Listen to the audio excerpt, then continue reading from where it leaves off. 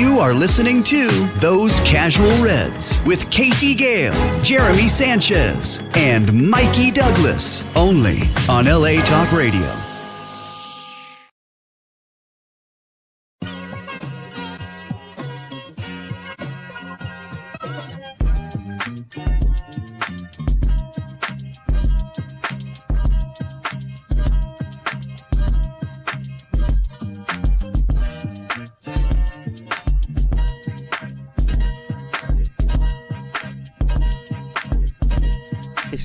So you know the deal. It's time for Those Casual Reds with Casey Gale on LA Talk Radio.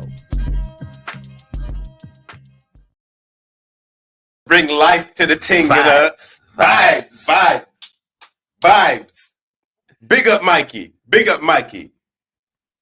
This is another one of them things called Them Casual Red Show.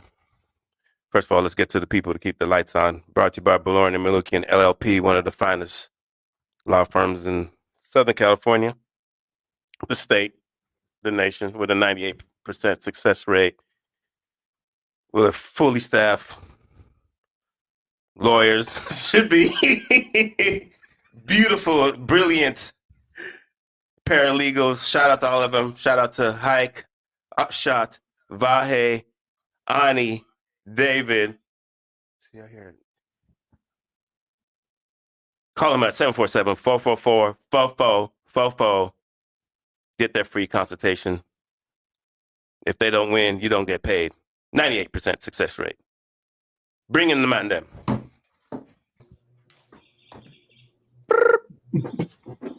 What's going on, gentlemen? I am blessed and honored to be with such a collection of beautiful Reds representing every region, damn near every region of the stateside Reds, knowledgeable Reds. It's a great day, beautiful day. Let me start with my man Cheese. Cheese, how you doing? Namaste. We good, man. Summer vibes. Everything good. Up and up. Welcome and congratulations, Teh Hag. You don't normally talk like that. All the time, Glenn. Welcome to the show. Since Glenn wanted to introduce himself early upon the ting, Glenn, how you doing, my brother? Representing the Ross Clot Laker them. This is my radio voice. Go on, Glenn. I knew Glenn was a writer. How you doing out there, my G? I don't even like basketball. But I like Kobe. Oh, real vibes. I love it. But Kobe's a legend. That's okay with us. Mikey, representing the South. How you doing, my brother? I got one for Samuel Luckhurst and one for David Ornstein. No, there's another one, too. And DeMarzo. Fuck off. I've got two for Jurgen Klopp. Fuck off.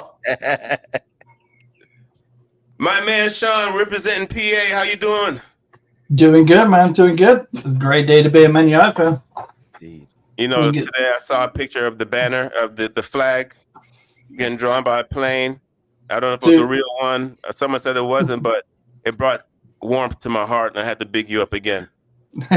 We were almost close to sending another one up at that point if they got rid of Teh Hag. Fair play. Bandito, my G. ACJ up. How you doing, my brother? What's up, boys? Glad to be back. Had a little hiatus last week, but we're back on it. And Ineos is back on business.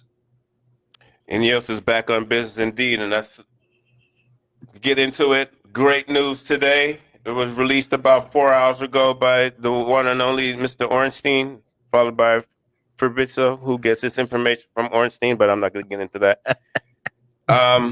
Ineos was happy to say that they're going to continue business with Erik ten Hag, and they're working on a contract extension, which is actually music to my ears. Since you're across from me, Cheese, how did you feel about it when you heard the news today? I was surprised by the extension. I was happy that they're keeping him. Like, I'm glad the review went well because, again, from last week's show, we're like, yo, we're keep the man staying. I thought like Ineos is the one feeding the press at that point last week. So very happy he's in. Surprised by the extension. Not mad at it. Yeah, this extension was a pleasant surprise to me too. I think it's showing structure and stability. But good news. My man Sean, what did you think when you heard it? How did you feel? No, like I said, I'm really glad that he's staying. Again, like geez, a little surprised with the extension, but that just goes to show that maybe the media are full of shit, and that was the man overall. Yeah, the media is full of big things, big shit, and that's a whole another topic. I think it's going to end up coming out in this topic. Speaking about Eric Ten Hag, Glenn, how'd you feel about knowing that he was staying the job when we've been hearing from the past few weeks that he was on the out? Does he is a sign of Ineos doing good business? Do you think it's, I don't know. I think it's a sign that someone's got a fucking level head now. And I said this many times before when we talked that I was shaking all about with Ten Hag all season. I didn't know where we wanted him. Like there was down moments. And this is not just on the basis of winning the FA Cup against City, which was massive. But at this point, you look around, who's available, what's available. You know, you saw in the videos after the FA Cup, loads of the players love him. They're behind him. So I was always, at the end of the season, ready to give him another season, or at least till Christmas to see how he does. And I think it shows a statement from the owners that, you know what I mean? We're not just going to bring in fucking Graham Potter. Give Ten Hag this summer. You know, obviously Euros are going on. That's going to be tough. It's always hard when there's an international tournament. Yeah, it's always tough in the middle of a window because someone has a good game for Slovenia, and everyone's like, buy him. It's hard. But no, I'm happy as a United fan. I'm happy to give him another year. I know he wants best for us. He's done good things. He's had a shitty season. He's done some bad things, but at this point, what do you do? Like you saw, it's the rehire, fire, bang. What do you do? Sack him and start all over again. All comes back to the Arteta thing with me. I don't think Arteta will ever win the league with Arsenal, by the way. But all right, well, let me jump in here. Big Mike, how'd you feel? Did you think were you welcoming it, or well, I know what you were thinking, but what does this show? Two questions: how do you feel, and what does it say about Ineos to you? About damn time. They took too long to make this decision. After FA Cup, I think he redeemed himself there. At those, actually, the wins before that, leading up to it, the play style we were getting, the way he was able to change and adapt and get us the wins. Because remember, I was the guy. I didn't want him. I didn't want him after the Chelsea. After it took me Chelsea to, and that broke me. So I took the game off. When they scored the goal to get there, I was like, no, I'm done. I haven't seen enough. But the play afterwards, consistent. He's showing that he's not rigid. I was happy with that. Ineos still have to prove to me some things. I still think how they dealt with it was sloppy, but they're really going to have to show some things. And I think it's advantageous for us with the upcoming season, only because like we're not in Champions League, but the Champions League is now expanded. There's going to be more games for that. The top teams are going to play in FIFA Club World Cup. There's more games for that. So we're possibly going to play in not us, but football fans, we're possibly going to see the most football we've ever seen in a calendar year, right? I think Ineos is going to have a little bit more time to see what's going on and to make more decisions with all these competitions going on. Bandito, it was getting close though. I'm not gonna say Ineos didn't scare me, but I was a little shook. But how'd you feel knowing that it was came out today? Yeah, it just seemed to drag on, and you could feel like the fan base getting frustrated about how long it took, and I just, like a lot of you've already said, there's some issues there, and we're not sure that he's going to be the man to take us forward. But give him the season. I don't see any advantage to sacking him, now and bringing in a new person. I think maybe that's why they kind of looked around and said, well, we got this guy. He's got one good season and he's got one crap season. So let's keep him around. We're still winning the FA Cup. So I think that I was a bit surprised by the extension. But yeah, I'm glad they've finally resolved that, and they can move on to the next thing, which is the big thing is player sales. Sorry. I'm just gonna say the fact that the extension was, I think it was shocking to everybody. It shows that Ineos is like, listen, we're going to continue with this. We're going to back you, Give you time. and this is not something us United supporters are used to. Would you guys agree? Cheese? Anyone want to chime in? Yeah. I would agree. I would agree, and I was just going to say personally, like you look at the longevity and the building of managers. Klopp's already gone. Pep's going to be gone next year. Yeah. You know what I mean? Ten Hag's already got a couple of years under his belt. He's going to be one of the longest serving top 4, top 5, 16 managers in the future. So they're all going to get newbies. Who knows what Arne Slot is going to do at fucking Liverpool? Do you know what I mean? Like, Sean, you were chiming in on something? Yeah, I just wanted to touch something on what Mikey said. So I was watching Sky Sports News today, and they had a guy talking about how long it took to make the decision, and it kind of actually opened my eyes a little bit on why they did it.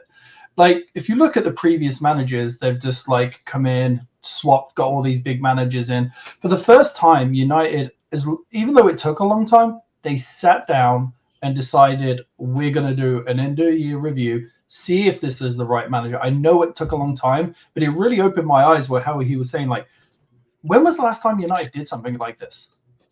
Yeah, go ahead. You have to remember, Van Gaal got sacked the day after winning the FA Cup. There was no review then, was it? No, that's what I mean. When was the last time? And I actually look at it and go, it might have taken a long time, but this is actually a good thing that they're doing. Yeah, I thought it was too. Go ahead, Mikey. I think I'm with you there, but given what was out there, I think that kind of steered the Ten Hag choice, and that strengthens Ten Hag's position, right? Yeah. Given that there's not real, like look at Bayern. Bayern went after 4 or 5 different guys and asked their coach to stay, and he says, "No, I'm going to go chill with my family." And then they go get Vincent Kompany out of nowhere. They were in for Ten Hag, so it was like with what's going on, it kind of helped Ten Hag that the managerial pool is pretty thin.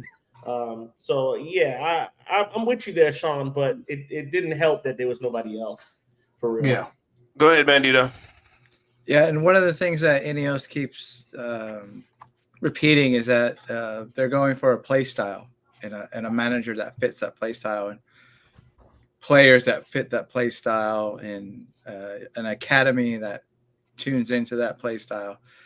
So the musical managers really doesn't work there. So that's maybe another little element that they're looking at.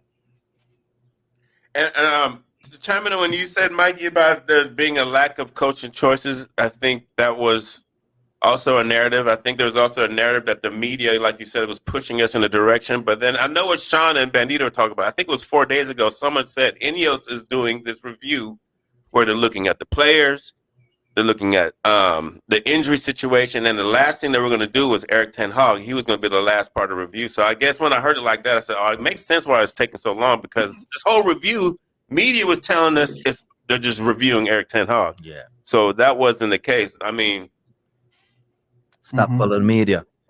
Yeah, the media's wicked. They're big.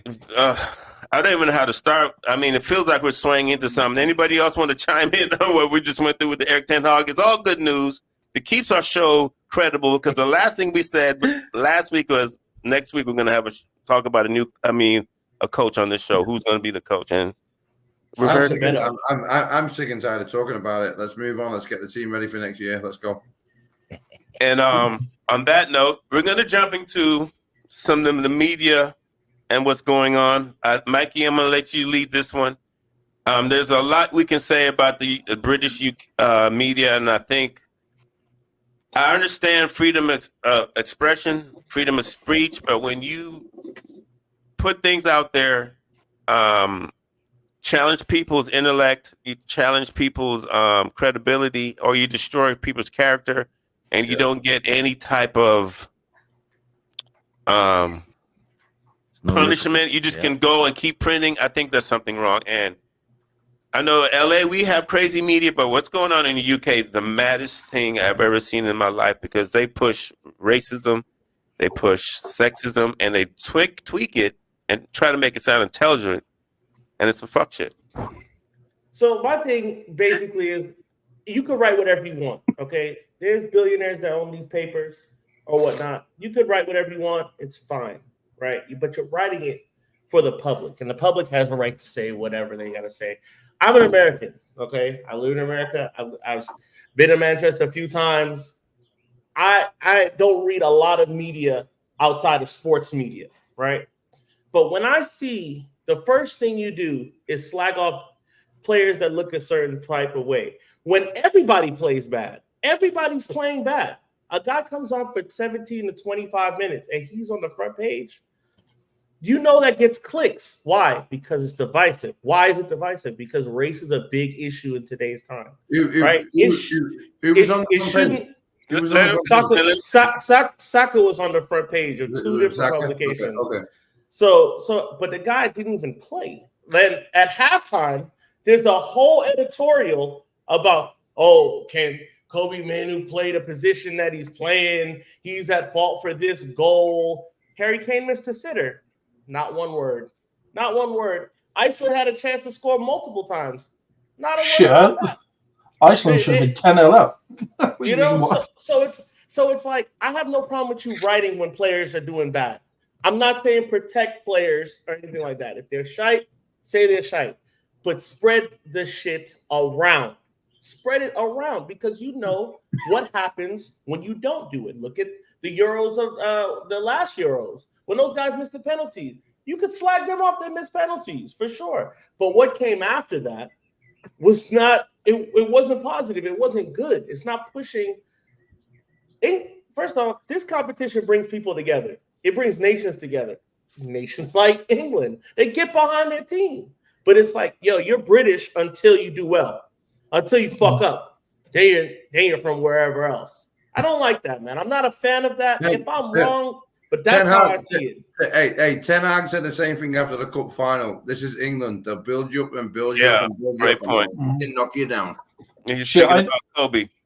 I was going to say this real quick. Glenn, I know you're in the world last week. Yeah, Glenn, I know you're. Yeah, I was going to say, Glenn, you'll remember this. I'm not sure if anyone else. Can you remember what they did to David Beckham, Glenn? Yeah. Shit, they had things hanging. They had a doll hanging. It haunted me. Yeah, listen, literally had him hanging. I've got his tattoo on my arm, and my daughter's middle name is Beckham. I lived through it. Mm-hmm. Yeah, me too, man. It was horrendous what they did to him. What the media did after that. And then Rooney as well too. He was the best player in the fucking world before he went to the World Cup, and he went there and I remember all the what you call them, the mannequins, the effigies who were hanging from the pubs. He got bullets in the mail with Brooklyn on him, saying someone's going to kill his kid. Yeah. The English media knocked him to the fucking ground, and that's what they do. And do you know what? Especially to do with United. I was going to say, I feel like. Go ahead, Glenn. Go ahead, Bandito. Jump in. Yeah, a couple of things. So, like a lot of these trash rags, they deal in failure. That's money to them, and the more people fail, the better it is for them. Sad to say, and it's like Mikey was saying, it's always the same kind of faces. It's this underlying to very overt racism that they know a certain element in England will pick up on. So growing up as a United supporter, I would remember folks saying Little England is after United. So these are all these people in England who support smaller clubs. And when they get together, they team up on United, fans and players. So we're seeing it with Kobe. Hating on United means clicks. It means eyeballs. We're talking about it. Other people are talking about it.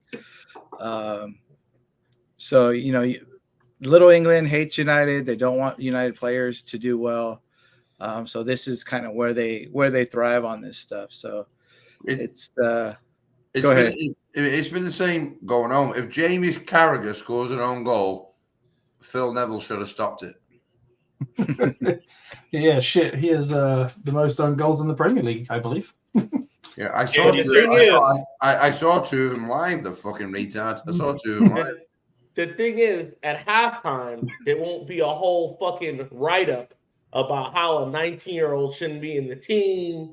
He's not physical, or he should just play a 6. He's not clinical. He's not technical. Oh, if he's fast, he should just be a winger, be a striker, be a winger. Don't play in midfield. If you're fast and you look like me, play up top. Don't go into midfield. That's not for you. That's for technically sound players. This is what I've learned in my lifetime, and I've been to loads of international tournaments, World Cups, Euros, everywhere. It's a different story when it comes to England. Like I'm sure you all agree, it's United before England than anyone. But in the off season, support England. But when you go to these tournaments, everyone, and I'm talking like drinking with Scousers and Geordies, everyone's together until someone fucks up, and he's a United player. I was going to say, I've noticed that the vitriol is harsher when they're judging players for national duty. Because you remember what Sancho and Rashford went through. That's the only time they really get these crazy attacks. You know what I'm saying? And it's like criticism. So what I'm going to ask you guys, this is a crazy question, but do you feel that since it's more driven towards the national team where you get these disgusting things, it's kind of a cultural thing? 100%. Because, United States, we've protested, we've done this, we've had, what I'm saying? England, they're still having, and I feel like I'm going to piss people off, but they still haven't had their cultural rights pushes yet, you know what I'm saying? So I'm just saying, do you guys feel that it's more tougher when they go play for national duty? Because when guys talk about the domestic or the local teams or their clubs, they don't come at him that hard. They just say he's a shit player. I'm just saying, when it comes to England, they try to find different ways to attack. They go at players' intellect more than their physicality. You know what I'm saying? Our media is fucking scum. Our media's been fucking scum for years. You talk it in and outside of football, or you talk about royalty, whatever. Our media is fucking scum. I wouldn't, if I lived at home, I would not go to the paper shop and pay 30p for a newspaper. I won't even look online. It's absolute bollocks, everything they write, and it's what they do. Fucking Kobe Manu 7 weeks ago was England's fucking prodigy. The best player on the fucking planet, running all over Man City. Next minute, he gives a pass away against Iceland. He's fucking shit, and he's on a fucking front of the paper. Like, fuck off. Go ahead, Mikey. So I compare it to, because I watch a lot of, I like to watch France. I have like a vested interest in France, national, right? When France lose, right, 98% of that team is black. They don't do that. They don't act like this. You get the occasional, they're not really French kind of conversation, but they back those guys. They've won it. They've won it multiple times and recently, right? The last two pretty recently, right? I was 8 for the one, but this last one before that, they win it. They back their guys. They don't slag them off. They talk a little shit, but it's not a past the game type of thing. My thing is, leave it at the game. Leave it at the game. If they played bad, say they played bad. But to now start talking about intellect and upbringing and haircuts and wearing necklaces, and it's like, what the fuck does this have to do with the game? What does that have to do with the game? It has nothing to do with the game. It has everything to do with what you don't like and what you see. The presentation of old England is gone. The high shorts and the socks are gone. That's not just England, mate. That's the media all over the fucking world. It's the same with boxing. It's fucking bollocks. I don't even fucking follow anymore. It's fucking bollocks. Media, everything. It's not just English media. It's the same here. It's the same with boxing. The same with everything everywhere. As far as the team sport in a game that's watched the most watched game in the world, in Europe, I hardly see it for other teams when they don't do well. And the expectation for England is higher because what? They created the game, right? So the expectation's 100 times higher. So the scrutiny's 1,000 times higher. But then it just goes to this crazy murky thing where it's like we're not even talking about the game anymore. We're just talking about customs. Coming home, it's coming. Glenn, stop doing that. Glenn, stop doing that. We saw the same. Sorry. We I saw hate the that same song. thing happen when Germany bounced out of the World Cup, where they said, we don't need Turkish and Algerians, we need real Germans. And Yeah, that's deep. poor Mueller had to come out, the captain, and say, stop all that. We're a team together, because like Mikey was saying, it was something outside of football at that point. And so all these little guys got their feelings hurt and had to talk bad about the German national team players. Bandito, did you see that poll that they just ran in Germany? They're like, should the German national team have more white players? And 20% of the people said yes. Oh, yeah, I heard about that. Wait a minute. You're saying Germany is being racist? No. You right. can't even say that in Germany. You go to Germany, you can't even say shit like that there. They'll hang you up. Do they have Nigel Farage, on buses doing tours around over there too? Let's get on some good news. Let's talk about some good news. Let's talk about Kobe Manu. I read something beautiful. Clarence shared us on Kobe. He reminds me of a young me with his body and movement, but the thing that he has, I never did, is his maturity at such a young age. Sky's the limit for him. Stockport Sadar. Who said that, Clarence? Yeah. I thought that was high praise. What a fucking baller he was, by the way. I saw him live twice, mate. What a baller. Does he remind you of Kobe, or does Kobe remind you of him? Well, it has to be the other way around because Kobe's younger. But I said it both ways. Pause. There's other pause. I saw Seedorf play. I saw Seedorf play for Ajax. I was live. He glides like Kobe glides, doesn't he? Like if you ever see McTominay when he tries to run past the player, it looks he's trying so fucking hard. Kobe just glides past players. He switches feet. He opens his body. He opens his hips. He plays short. He drops off. I mean, he's a young kid. He pings a ball. He gets in it, and he looks dead.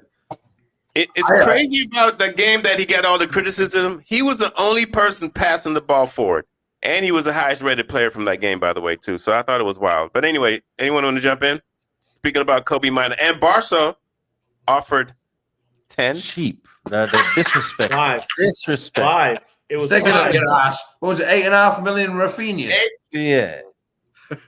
What they on? Some new crack? So must be. And they're broke, bro. Is that fentanyl? That's like Leeds offering us fucking Melier for fucking Melier for Hoyland. Yeah, we'll do it. Anybody else want to chime in on Kobe? If we're talking Leeds, I'll take that kid Somerville from there. I'll take him in a second. Oh, he's a baller. Take him. Yeah, I thought Kobe reminded you of Pogba. That's not. Who said that? No, don't you? Oh boy! Oh boy! Here we go. So he doesn't become lazy. Pogba's not even fit to fucking clean one of his boots. Hey, Sean, how about when me and him go in on Pogba in the chat, and then you're like, "What's going on here?"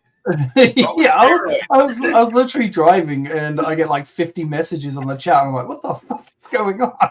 The guy says, has doping ever happened in football before? Maradona is a fucking doper. It was banned from the sport for 3 years. What kind of dope, though? Was he on the dope or was he on the dope? He was on the dope. He was on both of them. He got banned for 1 year for coke for 8 months. The difference That's not performance enhancing. Maradona. The third one was performance enhancing. The one he got banned for 3 years was a performance enhancing drug. He might have been. I know you just started watching football yesterday. Pogba's shit. Pogba's always been shit. You're on drugs. Listen, we want to keep it positive here. We don't want to. This is not Pogba free radio. Only on Mikey's channel. Big up, Paul. No, I respect Paul Pogba. I just feel bad that he made that the narrative. I just want to jump. I just want to jump in with something. I know there's a little bit of different transfer news, but I know United always wanted that Frankie, and he wants to see Frankie's out the Euros today. He's injured. What? Really? Again, Frankie ain't going. Hey, Frankie de Jong? Yeah, he's not going. He's injured. He got cut from the team. So Wow. I know we've been looking to get him. So. If he comes to United, our medical staff are not going to fucking help him, are they? That's another discussion too. Yeah, I think that's with that discussion. It's kind of I think that was part of the big, end of season review. I think people are going to start going from that real soon because we can't have with the amount of games we've got next year. We cannot be having injuries like that. Yeah. Oh God, I've never seen anything in sports like that to have that many injuries. I mean, it's like your whole squad got injured twice. Each person, it was crazy. The fact that there was like multiple players who had multiple surgeries within a 12-month span, I thought that was disgusting. The fact that players were allowed to go play on international duty and then get hurt or come back hurt was disgusting. Whatever's going on with Malacia seems to be serious. This kid seems, I just don't understand. And then Luke Shaw comes out and says it was my fault and the medical staff's fault.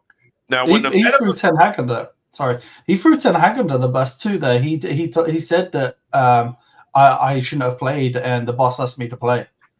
But Sean, coaches are going to want players to play, and players are going to want to play. A professional medical staff is supposed to intervene and protect the player from the coach. No, yeah, I was agreeing with you there. That, that's going to show how bad the medical staff are. That you're going to allow a player to be injured and play. Like who was injured and play? Someone else was injured. Johnny Evans just did it at the end of the season. Johnny Evans was injured and they asked him to play. Rashy did it.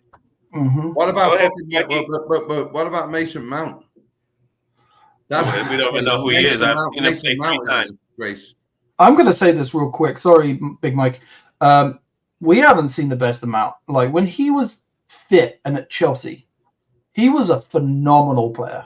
Like he really is a phenomenal player, and I just hope he comes back.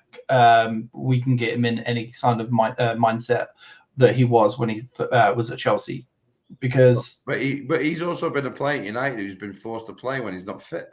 Yep. Yeah. Go ahead, Mike. I'm sorry, Sean. No, go ahead, Mikey. So, like again, in what he said in the interview is that I'm not gonna say no. I'm gonna play. The medical staff said they saw nothing. They said, "Okay, that's scary. We've given you the time. We don't see anything in our tests. You look fine. Only you at that point know yourself, and you have to make a business decision for yourself, but also for the longevity of your career and also the betterment of the team. So they're always going to say, yeah, I'm going to play, but then you risk getting hurt. And then it looks like the medical staff didn't do what they're supposed to do. The medical staff cleared you because they thought you were ready. But at the end of the day, only you know. Like in basketball, those guys are like, yo, my ankle, I can't go tonight. But they have 82 games to make that decision. You can miss one game. It's fine. You're playing in Toronto. There's 10 people there. Nobody cares. But Premier League, less games. Shout out to T-Dot. More. Yeah, games mean more. So you have to make that decision. I think it's a tough call. I'm not taking the medical staff off the hook. I'm just saying he has to know at the end of the day he wasn't ready. Like, yo, I still feel a little, I don't know if I can get out there. You have to say that, to speak up and say that. You've been at the club for 9 years. You've had multiple injuries. You haven't finished one season in 9 years. Bruno's finishing every season. And the minute he can't play, he can't play. And we see what we look like without him. And he still will say, hey, I can't make it. Shout out to Bruno, by the way, putting up crazy numbers. For Portugal. Why is no one saying he's world class? He's world class. Because he plays Man United, that's why. Ronaldo banged 2 in again tonight. Fuck Ronaldo. You said fuck Ronaldo. Fuck off, you dickhead. I mean, Ronaldo's a legend, and I'll always love Ronaldo for what he did. I just didn't agree with the way he left. Like doing that interview, fine, but just walking out, I didn't agree with. You don't know what went on the inside. No one knew what went on the inside. He's a fucking legend. Yeah. He's a true professional. Yeah, no, absolutely. I always say he's a Ronaldo, but I just didn't like the way he did it. But I know Mike Bandino will like this kind of conversation because this is his area. But anyone else seen anything else on transfer news? Now that we've got the manager sorted, let's get fucking sorted and sign some goddamn players. One thing I like that he is sorted. Chelsea. Now we need to get our director of football in the house. But He ain't the coming in fact till that he's next sorted is going to make the recruiting so much better. Don't they start it? Barada and stuff. That it's July 1st, isn't it? They start. July, yeah, Barada starts July 1st, Yeah. but we don't have a sporting director, and I don't see him coming until at least January, the end of the year. What? Yeah, no, not Barada. Ashworth? Ashworth. Yeah, Ashworth. Yeah, it's going to be Yeah. August for him. yeah, it's gonna be a while for him. It's going to be a random transfer window. That's for sure. Mm-hmm. The strikers are dwindling. I Like guess striker Seska's off. options? Yeah, he's off the list. He's staying. He's staying at. He's staying. Arby Southwark. Last week we went through a list of people that we thought were priority. Does any position that you guys see is moving? I think we all pretty much center back. Mikey Bandito last week we were talking about center back pretty much as priority. We went through a list. Anything you want to talk about as transfers that you didn't get to chime on last week? I mean, we had lists last week. You would have been proud of us, Bandito. You would have been proud. It was actual research done. Yeah, it was research then. No, I mean, I've heard all the rumors that you guys have heard and everyone else, and I'm not really sure where we're at. I think a lot of the players that we would like to get are going to be priced out, and I think sales is going to be a big part of who we can go and get. I see maybe one marquee signing, and then I think we live in that like 40, 35 mil kind of. I would rather do 6 $25 million signings, 25 million quid signings. I posted a picture today. Did anyone see it when we signed Van der Hau, Solskjaer, Ronnie Johnson, Kalle Poborski? I know it's back in the day, but I'd rather make 6 signings that no one's ever heard of that we've scouted out. Like, who's the marquee signing that United is really going to get? I don't see anybody. Yeah, I mean, in today's time, though, it's hard to say there's a player that no one's heard of. There's so much. Even I've heard of people, and Mikey said I don't watch ball, but play Football Manager. Harry Kane coming up. Harry Kane. Yeah. He's fucking shit. No, hey, listen, Harry Kane's a curse. England will win nothing this year because he's around. He's lightweight a curse. Suppose he breaks that curse at United. What are you on today? What's going on? First of all, I don't know. He's priced out. He's priced out. One thing I don't understand why they keep bringing up Yao Neves. He's really expensive, and he's gonna be like 100. He's a baller. Yeah. He's a fucking player, though. I watched the Portugal. Yeah, but he's priced out, Glenn. We can't afford that. It's Benfica. Eventually, you're gonna fuck him off. But you know what? We'll give you 60 million, Scott McTominay and Harry Maguire. How's that? Done. You'll still win the Portuguese league, but them two. Someone just gave us a crazy offer for 2, allegedly a crazy offer for 2 players. It was it was Scott McTominay and someone else for Galatasaray. Was it Galatasaray? Yeah, it was Galatasaray, I think it was. I see Mourinho sniffing around now. He's at Fenerbahce. He wants Greenwood, doesn't he? Yep. Yeah, and Wan-Bissaka. I don't think they can afford it.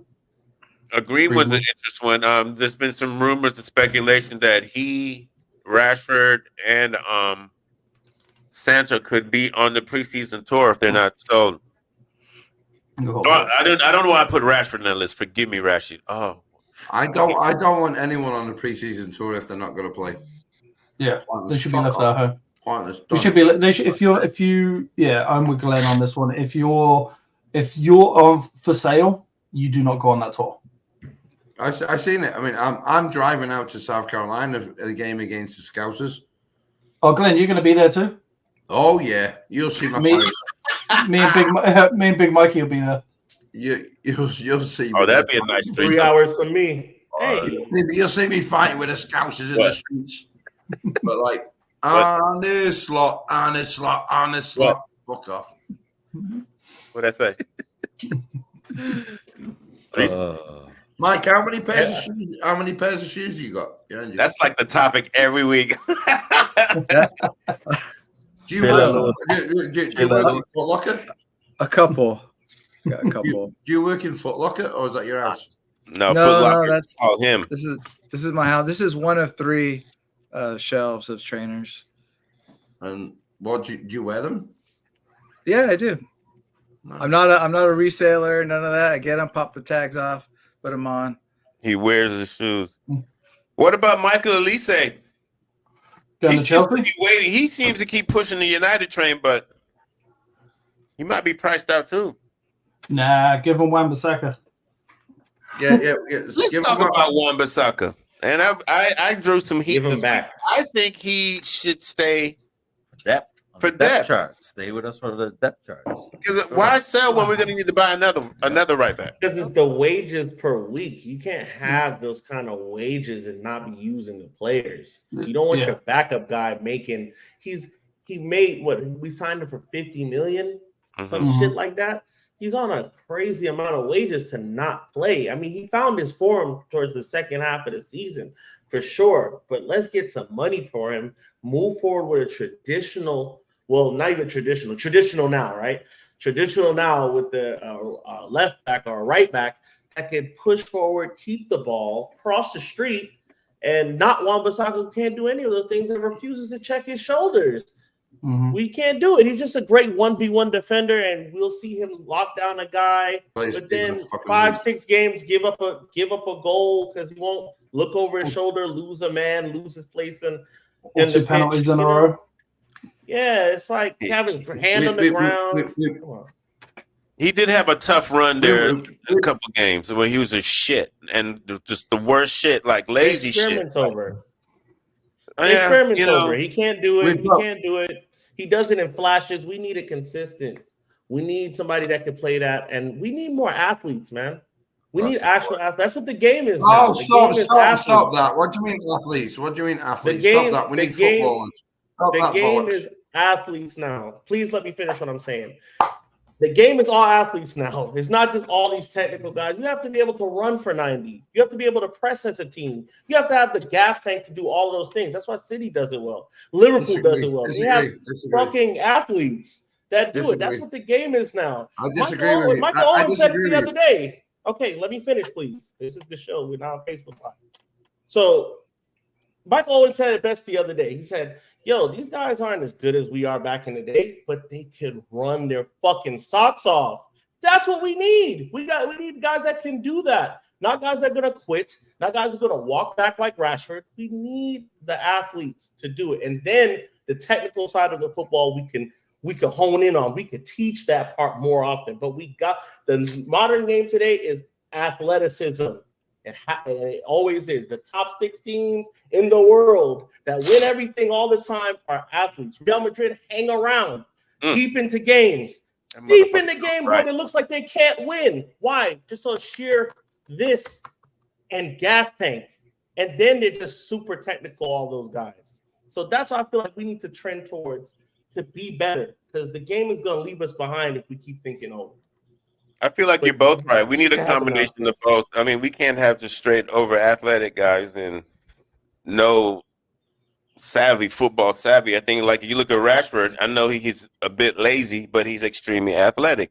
But I'd rather have him more on the football aspect of his game where he's reading the game and knowing when to attack, when to pause. And he doesn't do that. Rashford will outrun anybody in the league, but he's useless. To me, he doesn't run back on. He doesn't track back on defense, and then when he gets the ball 1v1, his mind, he's fucking. If he can't outrun you, if it's not Dan Burn and he can't outrun you and go around you, he's thinking. And now, as he's thinking, defense has a chance to get back. Now they're settled. Okay, well, is Anthony athletic to you guys? Is Anthony athletic? Yeah, no. He's one of those technical. He's one of those guys that lack the technical side. But he's an athlete. He goes back. He's an athlete. He's an athlete. He must be fucking world class. He's an athlete. He is an athlete. Fucking bollocks. Never said world class. Bollocks. Okay, you want it to be 99 so yeah, bad. But we're not gonna buy the world class guys. We got about 5 minutes left. We're not buying the world class guys. We need to find that. Let's go to the Olympics and start. Let's go to the Olympics and start scouting athletes. Then we'll win the fucking Premier League. So wait a minute. I didn't want to jump subject here. We're going to have the Copa, Euros, and then the Olympics? I think that's the order. Yeah. Oh, my God. Yeah. Get people who can run fast. That's a lot of football. Yeah, I don't think you're going to see big names at the Olympics, though. I would hope not. I know they Should told be under Garnacho he 20. couldn't do it. Kids. It's Yeah, kids. Yeah, it's Let's kids. get Usain Bolt. He's an athlete. He'll run back. He did want to sign for Let's- Man United. I think he Top messed up man. his Achilles in the soccer aid thing. Playing soccer. Scored a mate. goal Playing against Scored more Gordon goals than Ramsay. Rashford's bum ass. Playing against Gordon Ramsay. Listen, Rashford is going to be a Red next year, and I want all y'all to support him. Okay? Always have. the last of that. Rashford, mate. Look, always have. My rabbit is called Rashford. If he has another bad season, he's gone. At The the end of fact next that I you hope keep so. your rabbit in the cage is so crazy. It's mad. My rabbit lives in a cage and he's covered so much more ground than Marcus this season. Marcus is getting a bad red, but he's doing it to himself. He's doing it to himself. He So really- it's good news. We really think we need to get this director of football in-house, but we have some qualified people in there, so it's not as bad as it used to be. I'm just going to tell you, I know we talked about it earlier. I'm just happy that Ten Hag is in the house, and then we're going to give him extension because, like I said, now we can actually tell people who are coaches. I think it was some fair points made that, Ten Hag has already said he knows what Ineos wants in the system, so I think those things are big for him. Before we go, who's winning the Euros? Jamaica. Not England. France. Jamaica. England ain't going to win it. Not I'm sorry, England. Sean. Y'all Well, got the shittiest like- gas ever.